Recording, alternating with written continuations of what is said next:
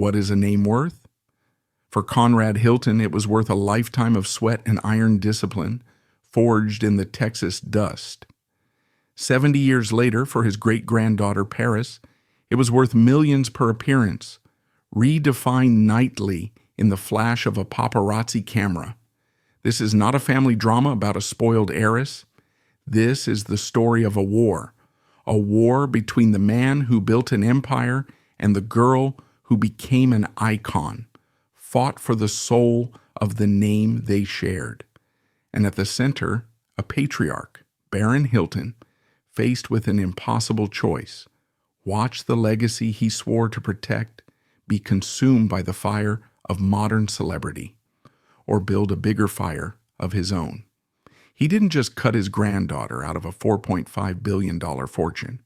He launched the final, most ruthless takeover of his life, a takeover of the one thing left to conquer, his own legacy. But to understand the legacy he was fighting for, you must understand the world it came from. Conrad Hilton was not born into the America of Rockefeller and Carnegie. He was born in 1887 in San Antonio, New Mexico territory. It wasn't even a state yet. Here, the great industrial boom of the East was a distant rumor heard on the telegraph wire. The Civil War wasn't a chapter in a history book. It was a fresh scar on the faces of the men who drifted through town. And the closing of the American frontier wasn't a government declaration. It was the tightening of a noose. It was the end of a myth, forcing every man to answer a single brutal question: adapt or disappear. For men like Augustus Gus Hilton, Conrad's father, that question was answered every single sunrise. Gus wasn't a specialist. He was a survivor, a Norwegian immigrant who embodied the relentless optimism and sheer grit of those who crossed oceans for a new life. He ran a general store, traded in everything from groceries to coal, and when the railroad bypassed his town, he simply converted his home into a makeshift hotel. He taught his son a fundamental lesson of the frontier. Where there are people in motion, there is always a need for a place to rest. Conrad's mother, Mary Genevieve Laufersweiler, was the counterbalance to Gus's raw commercial energy. A devout Catholic of German descent, she was the family's moral and spiritual anchor. While Gus was out making deals, Mary was managing a household of 8 children, instilling in them a potent combination of religious faith and a ferocious work ethic.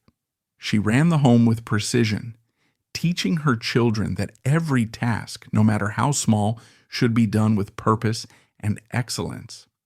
It was Mary who famously told a young Conrad, dreaming of his future, to pray and work hard.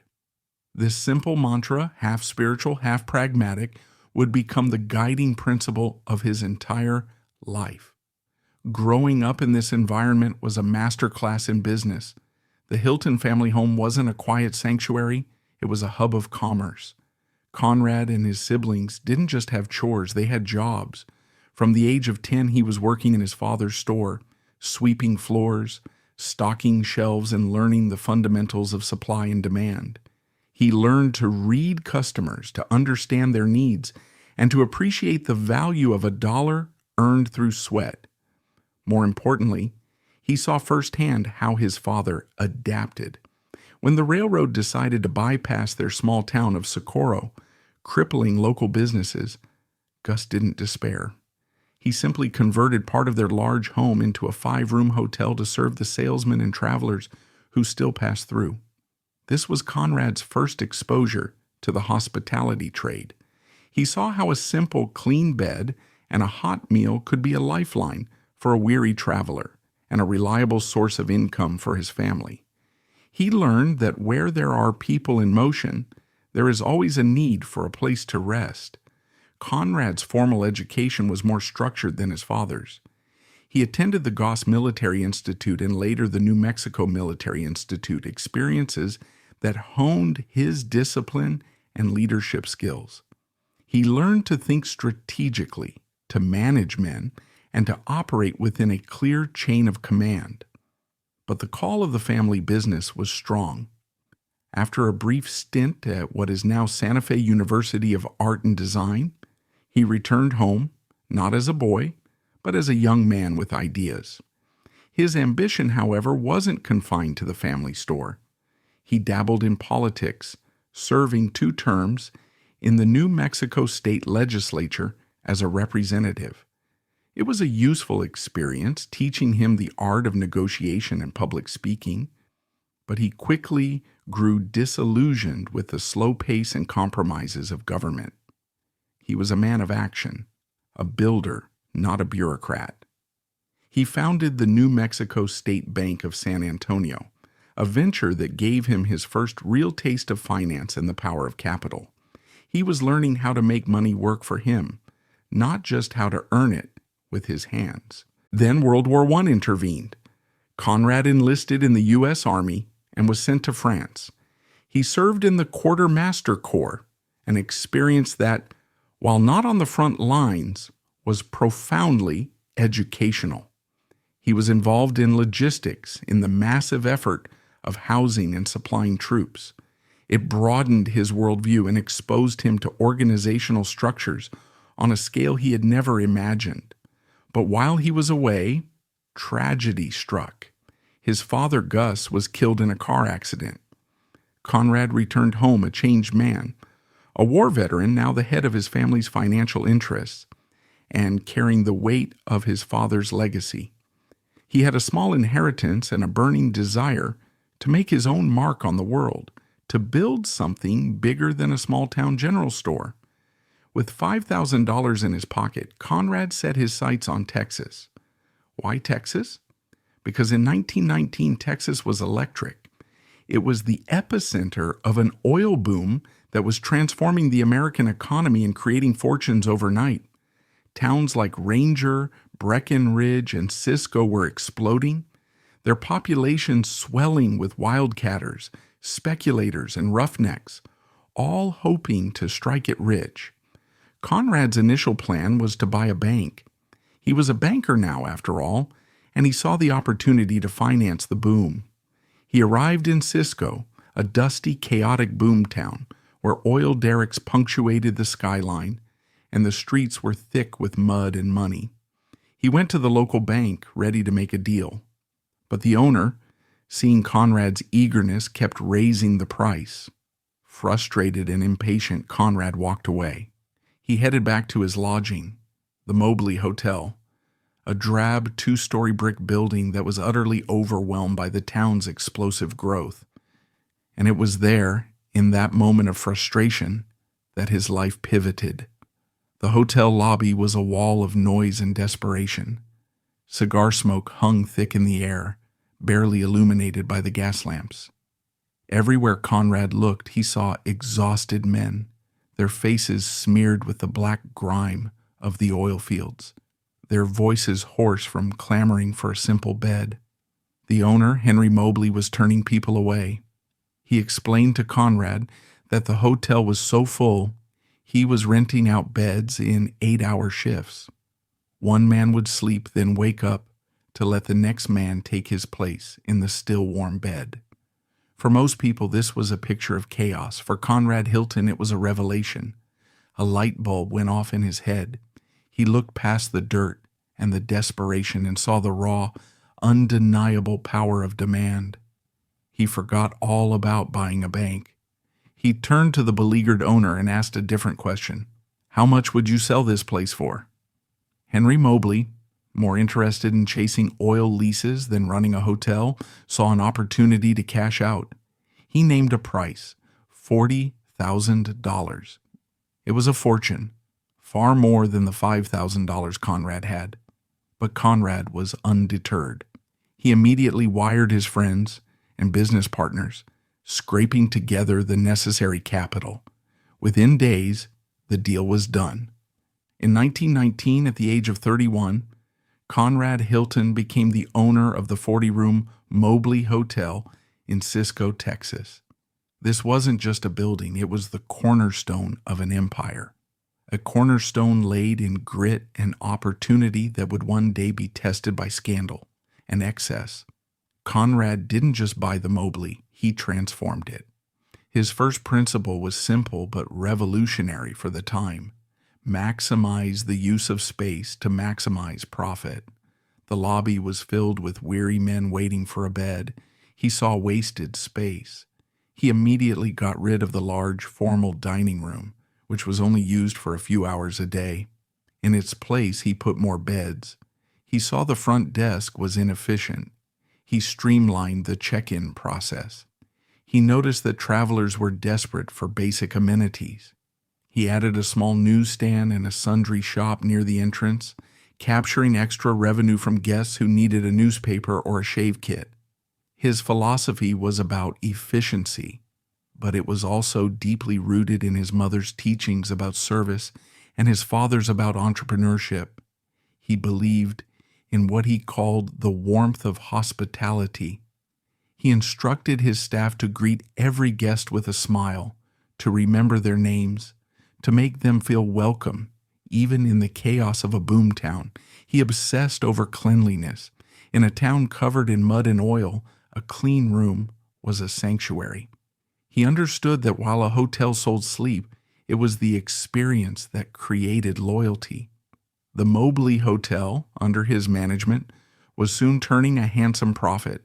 He paid off his investors within a year. The success in Cisco wasn't a one-off.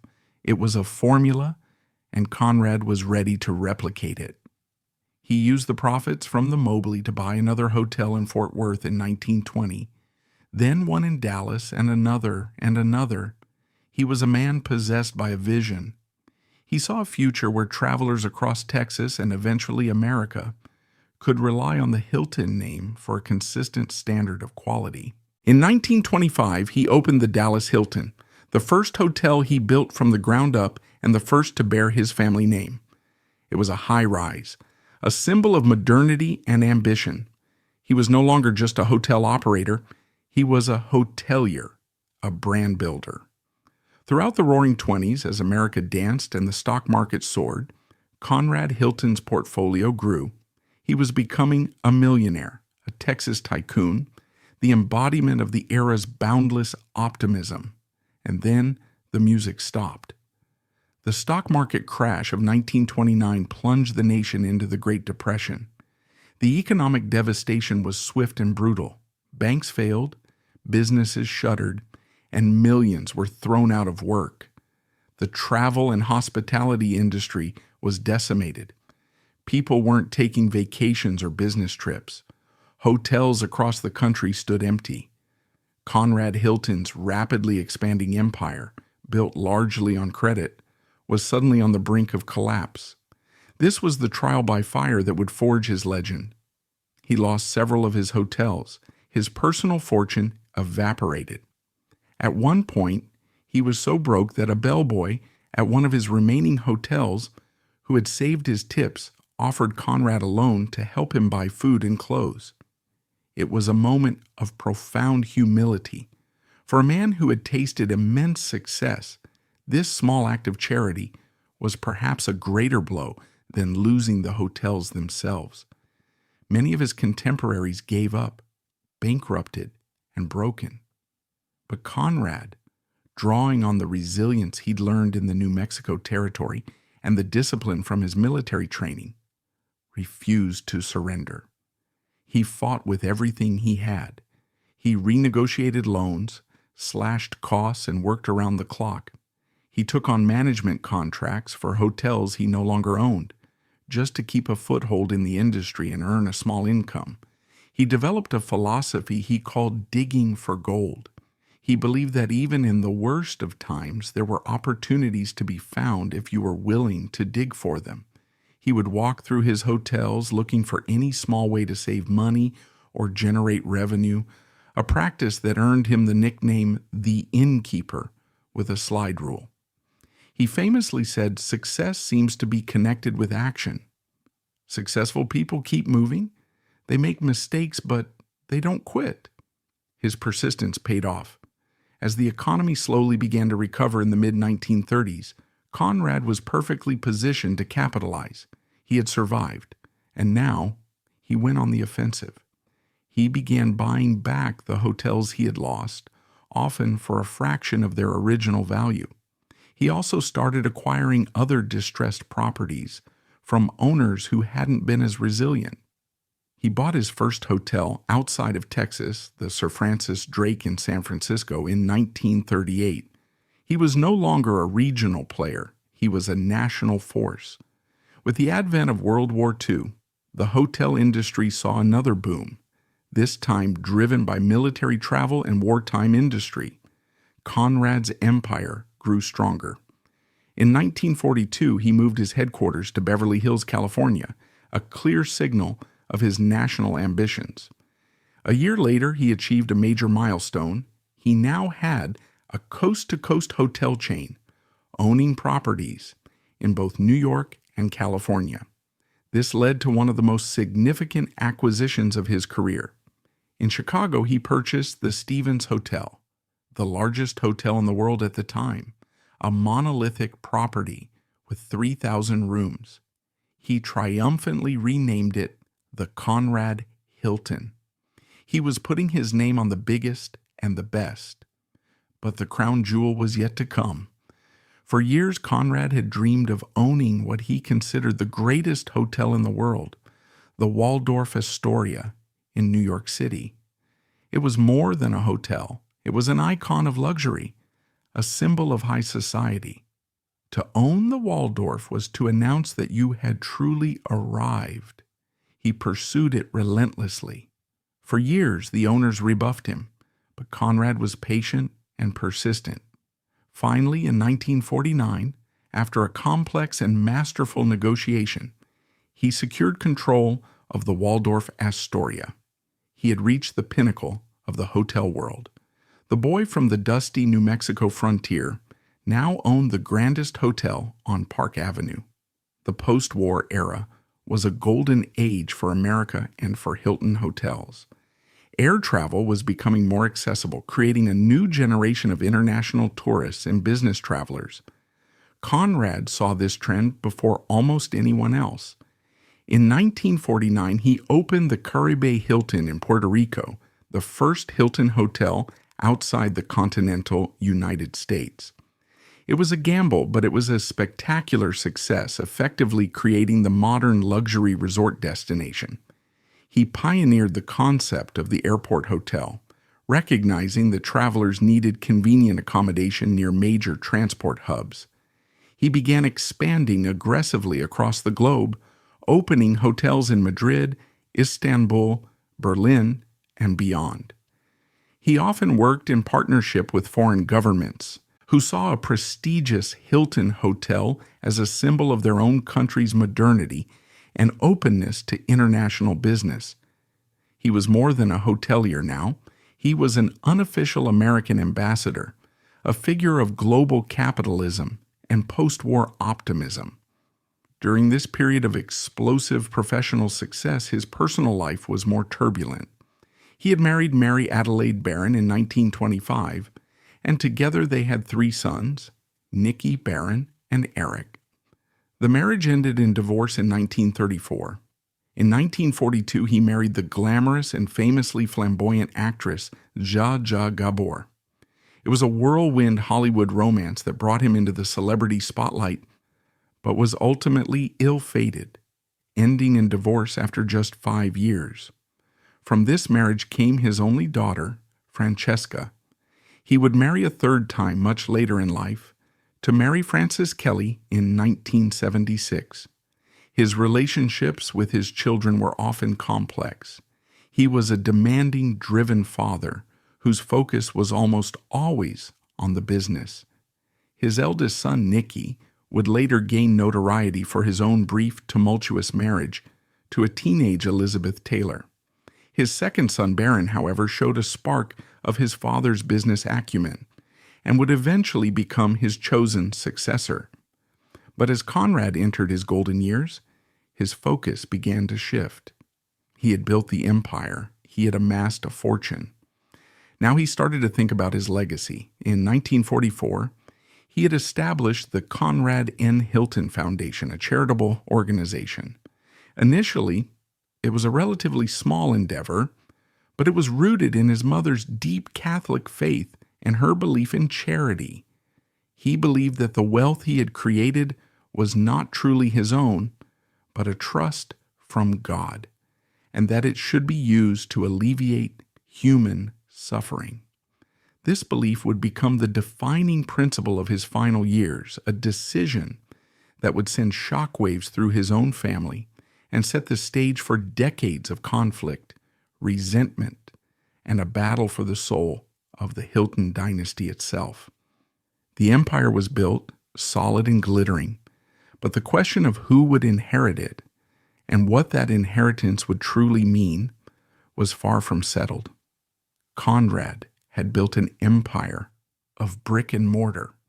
His son would soon learn that the most brutal battles are not fought over buildings, but over legacies. The empire Conrad Hilton built was a monument of brick, mortar, and meticulous service, a global testament to one man's relentless ambition. But an empire is more than its physical assets. It's a legacy, a name, and a crushing weight of expectation passed from one generation to the next. As Conrad aged, the question of succession loomed large. While he had 3 sons, it was his second, William Baron Hilton, who possessed the same quiet intensity and shrewd business mind that had defined his father. Yet Baron's journey to the throne would be anything but a simple coronation. It would be a trial by fire, a bitter family war fought in the cold, unforgiving light of a courtroom, and a prelude to a cultural storm that would redefine the Hilton name in ways the patriarch could never have imagined. Born in 1927, Baron Hilton grew up not in the dusty poverty of the New Mexico frontier, but in the opulent world his father had created. He lived in mansions, attended the best schools, and was surrounded by the trappings of immense wealth. But to assume he was simply a coddled heir would be a profound misjudgment. From an early age, it was clear that Baron inherited his father's entrepreneurial DNA.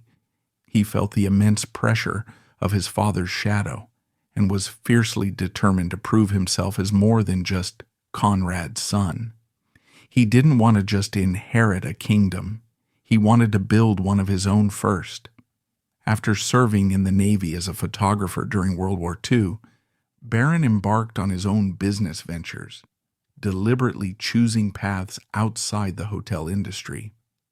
In 1954, he founded the Vita-Packed Citrus Products Company, a successful orange juice concentrate business. He then moved into the oil and gas industry, founding the McDonald Oil Company. These were profitable ventures that proved he had the Midas touch, but his most audacious move came in a completely different arena: professional football. In 1959, Baron Hilton became the original owner of the Los Angeles Chargers, one of the 8 founding teams of the upstart American Football League, AFL. The AFL was a direct challenger to the established and powerful National Football League, NFL. It was a massive gamble, a high-risk venture that many sports analysts predicted would fail spectacularly. But Baron saw an opportunity, just as his father had seen one, in a crowded Texas hotel lobby. He was a visionary, believing that America's appetite for professional football was big enough for 2 leagues. He even designed the team's iconic lightning bolt logo and advocated for radical ideas like putting players' names on the back of their jerseys.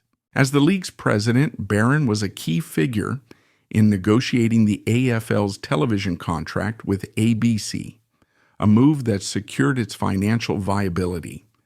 His leadership was instrumental in the league's survival and eventual success, which culminated in the 1966 merger with the NFL, a merger that created the modern Super Bowl and changed the landscape of American sports forever.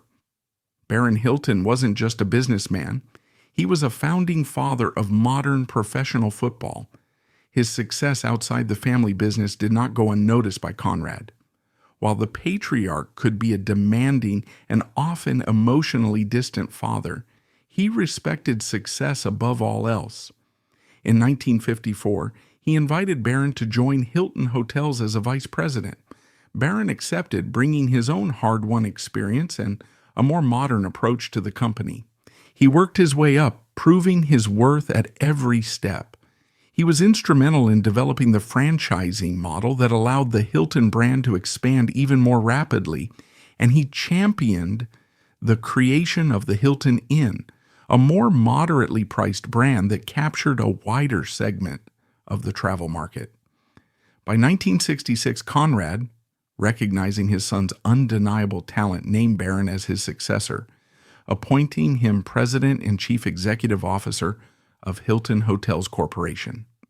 For the next 13 years, father and son worked in tandem, a formidable duo steering the global empire. But as Conrad advanced into his 80s and then his 90s, his focus increasingly turned toward his philanthropic legacy. He spent more and more time on the work of the Conrad N. Hilton Foundation, the charity he had founded decades earlier. He saw it as his ultimate purpose, a way to use his vast fortune to serve humanity. It was a noble goal, but one that would have devastating and divisive consequences for his own family. On January 3, 1979, Conrad Hilton died at the age of 91. The hospitality world mourned a pioneer, a titan who had fundamentally reshaped the industry. For the Hilton family, however, the grief was soon overshadowed by a stunning revelation that would ignite a decade-long civil war. The family gathered for the reading of Conrad's last will and testament, expecting a distribution of assets that reflected their status as heirs to a billion-dollar empire. Barron, who had dedicated 25 years of his life to the company and had been its CEO for over a decade, naturally assumed he would inherit a controlling interest, securing his leadership and the family's future at the helm of the corporation. What they heard instead was a bombshell. Conrad's will was a testament to his final, all-consuming passion, his foundation. He left a paltry $500,000 to his daughter Francesca and a mere $100,000 to his other children, Eric and Nikki's estate. To each of his many grandchildren, he bequeathed just $10,000. The vast, overwhelming majority of his estate, including his controlling 27% stake in the Hilton Hotels Corporation, valued at over $160 million at the time, was left to the Conrad N. Hilton Foundation. The will explicitly stated that the foundation's purpose was to relieve the suffering, the distressed, and the destitute, with a special instruction to provide aid to the Catholic sisters. The room was stunned into silence. For Barron, this was not just a financial blow, it was a profound and public betrayal. He had been his father's loyal lieutenant, his chosen successor, the man who had steered the company to new heights. Now, with a stroke of a pen, his father had effectively disinherited him and the entire family from control of their own empire. The will meant that a charitable foundation, managed by a board, would become the largest shareholder in Hilton Hotels. Barron's authority as CEO would be permanently undermined. The Hilton family would be reduced to mere figureheads in the company that bore their name. It was an unthinkable outcome. Barron was a fighter. He had taken on the NFL and won. He would not let his father's final act go unchallenged. He believed the will was not a true reflection of his father's wishes, but the result of undue influence by those around Conrad in his final frail years. He felt his father had been manipulated into sacrificing his own family for a philanthropic gesture that went far beyond his original intentions. And so, Barron Hilton did what his father had taught him to do when faced with an insurmountable obstacle. He went to war. He filed a lawsuit challenging the will, launching one of the most famous and bitter estate battles in American history. On the surface, his chances seemed impossible. So what was the brilliant, high-stakes strategy that allowed him to fight back? It dragged on for the better part of a decade, creating deep fissures within the Hilton family. Some family members sided with Barron, believing they had been wrongfully denied their birthright. Others were hesitant to publicly challenge the final wishes of the family patriarch, especially when those wishes were tied to a charitable cause. The case became a media spectacle, a story of immense wealth, family drama, and the clash between filial duty and personal ambition. The foundation, represented by a formidable legal team, fought back fiercely. They argued that Conrad was of perfectly sound mind and that the will was the ultimate expression of his lifelong Catholic faith and commitment to charity. For years, the two sides were locked in a stalemate. Barron poured millions of his own money into the legal fees, refusing to back down. He wasn't just fighting for money. He was fighting for control, for his identity, for what he believed was the rightful legacy of the Hilton family. Finally, in 1988, after nearly 10 years of brutal legal trench warfare, a settlement was reached. It was a masterstroke of legal and financial maneuvering that showcased Barron's own strategic genius. He didn't succeed in breaking the will outright. Instead, the settlement divided the shares. The foundation received a significant portion, making it instantly one of the wealthiest charities in America. But Barron secured an option to purchase a large block of the foundation's shares over time. This crucial victory gave him a combined 25% stake in the company. He was no longer the largest single shareholder, but it was enough to grant him undisputed voting control. He had won. After a decade of uncertainty, Baron Hilton was, at last, the undisputed king of the Hilton Empire. With the legal battle behind him, Barron consolidated his power and set about reshaping the company in his own image. He was a different kind of leader than his father.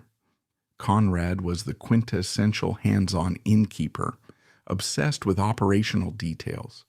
Barron was a modern CEO, a master of finance and strategy. He understood the power of branding and the importance of diversification, and he saw the future not just in clean hotel rooms, but in the flashing lights and high-stakes glamour of Las Vegas.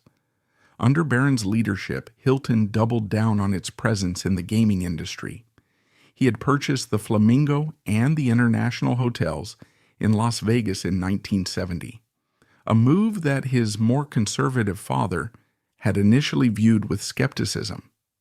The International was soon renamed the Las Vegas Hilton and became an icon of the city's golden era. Barron signed Elvis Presley to an exclusive long-term residency, a legendary engagement that revitalized the singer's career and cemented the Las Vegas Hilton as the premier entertainment destination in the world. For 8 years, Elvis performed over 600 consecutive sold-out shows, all under the Hilton banner.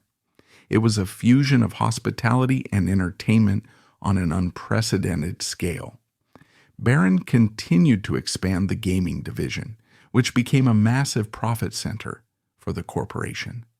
He navigated the complex world of casino regulations and built a gaming empire that rivaled his father's hotel empire. He also continued to grow the core hotel business through savvy acquisitions and a focus on franchising, putting the Hilton name on thousands of properties around the globe. By the 1990s, Baron Hilton was widely regarded as one of the most brilliant executives in the industry, a man who had not only preserved his father's legacy, but had expanded it in bold new directions. He had survived the family war, secured the throne, and the Hilton Empire was more powerful and profitable than ever. While Barron was masterfully managing the corporate world, a new generation of Hiltons was growing up in a world of unimaginable privilege, far removed from the grit and struggle of their grandfather's early years. Barron's son, Richard "Rick" Hilton, had followed a different path. Instead of joining the family hotel business, he founded Hilton and Highland, a high-end real estate brokerage in Beverly Hills, becoming a powerhouse in the luxury property market. In 1979, the same year his grandfather Conrad died, Rick married Kathy Richards, a former child actress with her own connections to Hollywood royalty.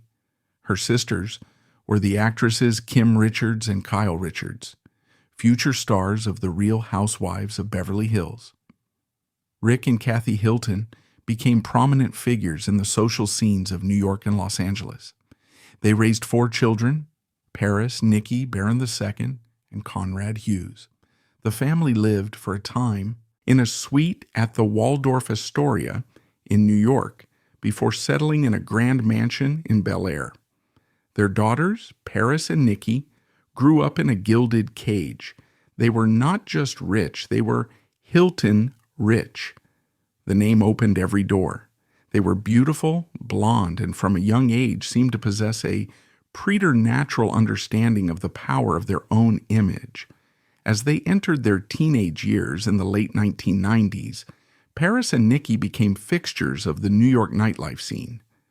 This was the dawn of the It Girl era, a time when socialites began to command the same level of media attention as movie stars. The sisters were regulars at exclusive clubs, always dressed in the latest designer fashions, and perpetually followed by the gossip columns. They were famous, it seemed, simply for being Hiltons. They appeared on magazine covers and in fashion campaigns, cultivating an image of glamorous, carefree heiresses. For the public, this was a fascinating new chapter in the Hilton saga. The family name, once associated with stern corporate titans and grand hotels, was now being linked to velvet ropes, VIP lounges, and party girl antics. It was a dramatic shift in the brand's identity. Barron Hilton, the serious, private, and intensely focused CEO, was reportedly less than thrilled. He was a man from an older generation, one who believed that one's name and reputation were to be carefully guarded, not flaunted in the pages of tabloids. He had fought for a decade to preserve the family's control over their business empire, and now he watched as his granddaughters seemed to be turning the family name into a form of public entertainment. At first it seemed like a harmless, if slightly frivolous, evolution. The girls were young, beautiful, and having fun. But the undercurrents were there. The media attention was relentless and increasingly focused on their partying and extravagant lifestyle. The image of the spoiled heiress began to take root in the public imagination. Unbeknownst to Barron and the rest of the world, this was just the beginning. A cultural shift was underway, one driven by the rise of the internet, and a new, insatiable appetite for celebrity reality. And Paris Hilton, with her unique blend of inherited fame, telegenic charisma, and a talent for self-promotion, was perfectly poised to become its high priestess. A television production company had approached her with a radical idea for a new show, a fish-out-of-water concept where she and her friend Nicole Richie would trade their life of luxury for the grit of rural America. The show was to be called The Simple Life. At the same time, a far more sinister threat to the family's reputation was lurking in the shadows. A private, intimate video that Paris had made with a former boyfriend had been stolen and was about to be leaked onto the fledgling internet. The convergence of these two events, the launch of a reality TV show that would make her a global superstar, and the release of a sex tape that would make her an object of international scandal, was imminent. The Hilton empire, so carefully built and fiercely defended, was about to be rocked by a cultural earthquake. Baron Hilton had won the war for control of his father's company, but he was about to face a new battle, one for the very soul of his family's name. A battle he could never have anticipated and was utterly unprepared to fight. The Hilton Empire, meticulously constructed by Conrad's grit and strategically expanded by Baron's genius, stood at the dawn of the new millennium as a bastion of corporate respectability and quiet luxury. The name was a global shorthand for quality, consistency, and a certain old world class. But a cultural tsunami was gathering force, powered by the nascent internet and an emerging insatiable public appetite for a new kind of fame. Raw, unscripted, and utterly shameless. And at the epicenter of this storm was Baron Hilton's own granddaughter, Paris. The carefully curated century-old legacy of the Hilton name was about to be hijacked, rebranded, and broadcast to the world, not from a boardroom, but from the VIP section of a nightclub and the grainy pixels of a stolen home video. The battle Baron had fought in the courtroom to secure his family's empire would pale in comparison to the cultural war he was about to lose in the court of public opinion. In late 2003, the storm broke, just weeks before the premiere of her reality show, The Simple Life, a private sex tape Paris had made 3 years earlier with her then-boyfriend Rick Salomon was leaked online. In an era before such leaks became a grimly common feature of celebrity life, the event was an absolute bombshell. It was a scandal of epic proportions. The Hilton name, once associated with presidents, royalty, and titans of industry staying at the Waldorf Astoria, was now the top search term on fledgling video websites for the most explicit of reasons. The family was reportedly mortified. This was a violation of privacy, a personal humiliation turned into a global spectacle. For any other aspiring starlet, such a scandal would have been a career-ending catastrophe. But for Paris Hilton, in the strange alchemy of the early 2000s, it acted as rocket fuel. The controversy, combined with the perfectly timed debut of her television show, created a media frenzy of unprecedented intensity. The Simple Life became an instant runaway hit. The premise was reality TV gold.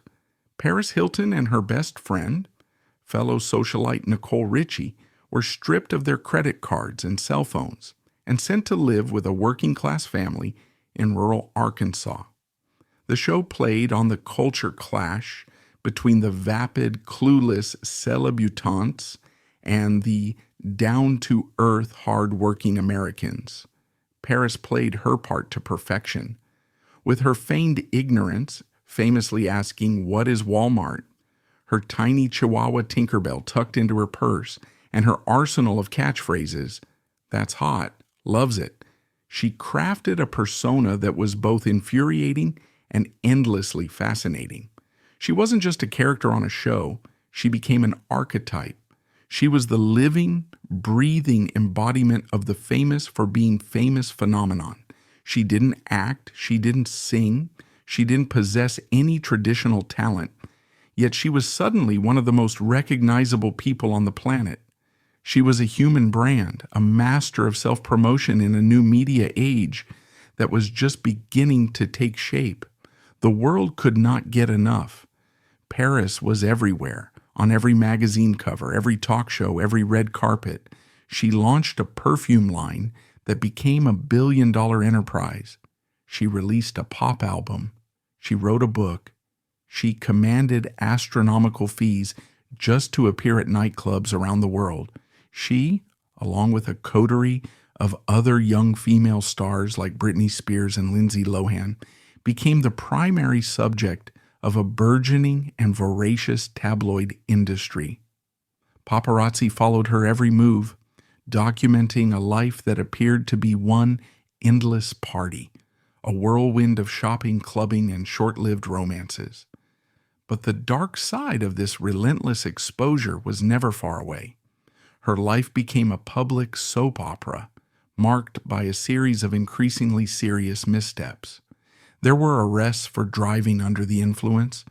There were public feuds, broken engagements, and a constant stream of embarrassing headlines. In 2007, after violating her probation for a previous alcohol-related driving offense, she was sentenced to 45 days in jail.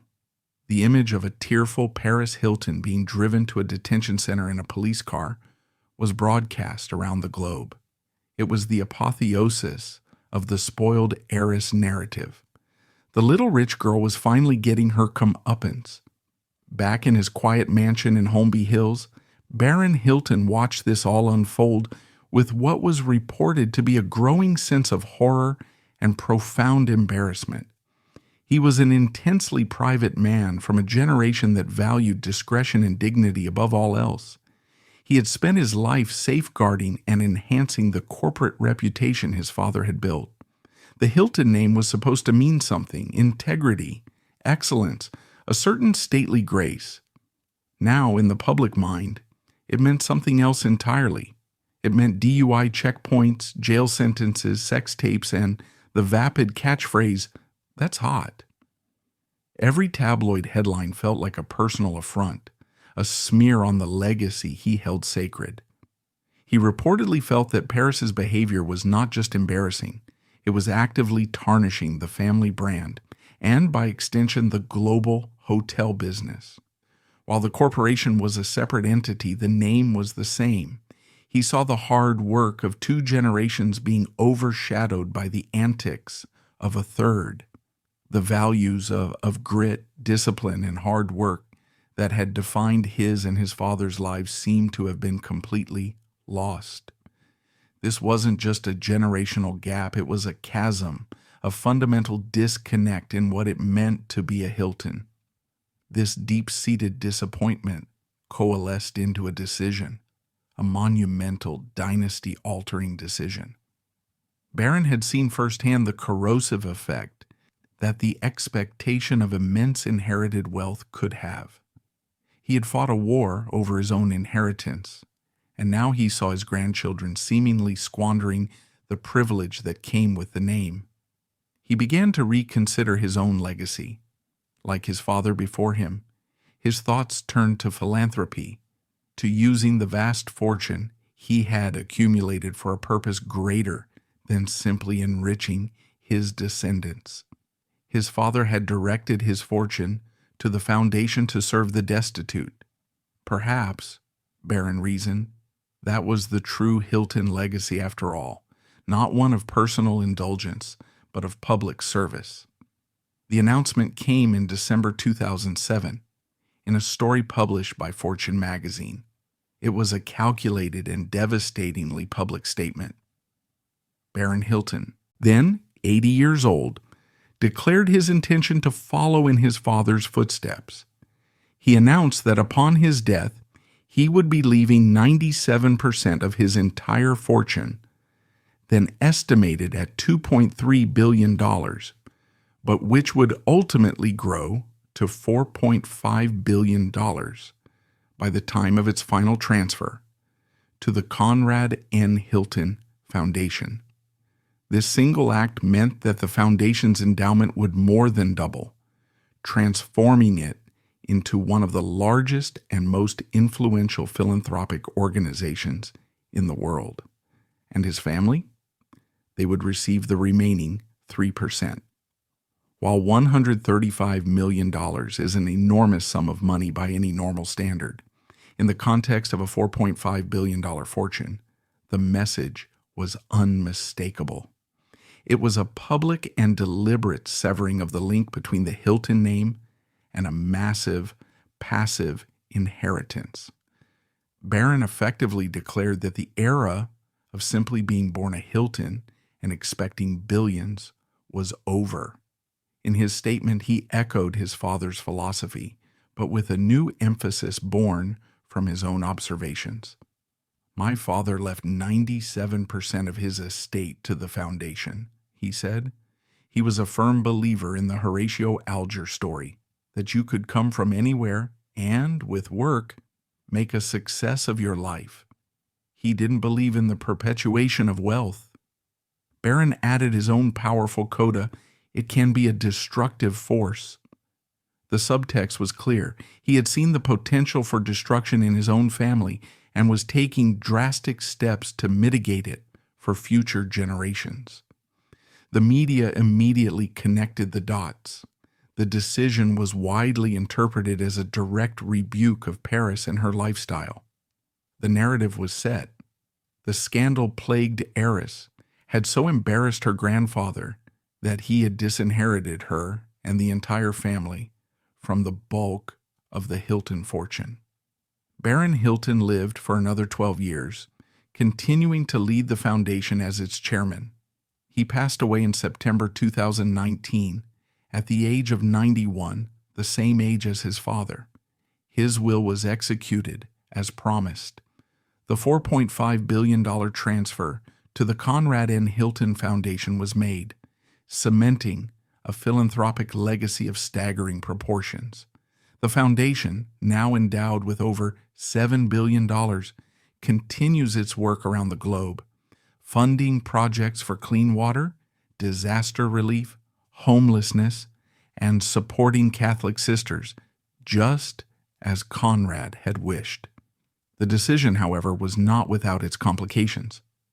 The estate became embroiled in a massive tax dispute with the IRS, which argued that the charitable donation was overvalued, leading to a potential tax liability of over $1.16 billion, a final complex chapter in the family's financial saga.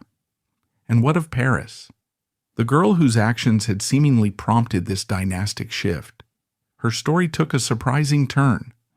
The 2010s saw a gradual but deliberate transformation. The party girl persona began to recede. She continued to build her business empire, which now includes dozens of stores, a successful fragrance line, a skincare brand, and a DJ career. She quietly built a portfolio that proved she had inherited at least some of her family's business acumen. The real shift in her public image, however, came in 2020 with the release of her YouTube documentary, This is Paris. For the first time, she pulled back the curtain on the célébutante character she had created, revealing a far more complex and wounded individual beneath.